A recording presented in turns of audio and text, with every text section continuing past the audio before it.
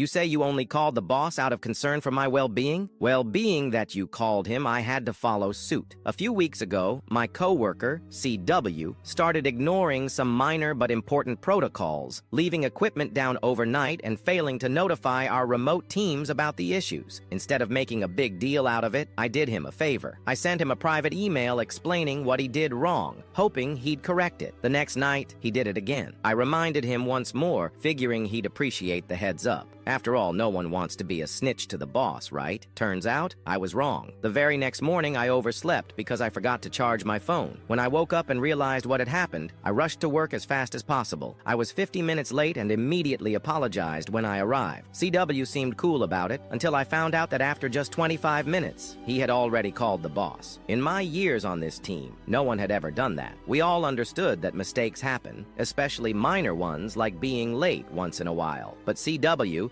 ever the concerned colleague, called our boss at 7:10 a.m. on a Saturday, claiming he was worried about my well-being. Even my boss was confused. He told CW to wait it out, sure that I'd show up soon. When I arrived, my boss reassured me that it was no big deal and admitted he had no idea why CW would even call. What could he do about it at 7 a.m.? Then my boss brought up something else. He asked about a piece of equipment that had been left down for over 6 hours. At that moment, I had no choice but to come clean. I explained that I had already emailed CW about it and that he repeated the mistake the very next day. My boss, now seeing a pattern, asked me to forward the emails to him so he could address it directly. He also asked me not to shield CW anymore because covering for him made the entire team look bad. At that moment, I realized something. CW had no problem throwing me under the bus for being late one time, so why should I keep covering for him? Since then, every mistake CW makes goes straight to the boss. I never realized how many things he screws up until I started paying attention. His errors are far more frequent than I expected, and I make sure our boss sees every single one. I don't talk to CW much these days, but I do find myself curious about his well-being.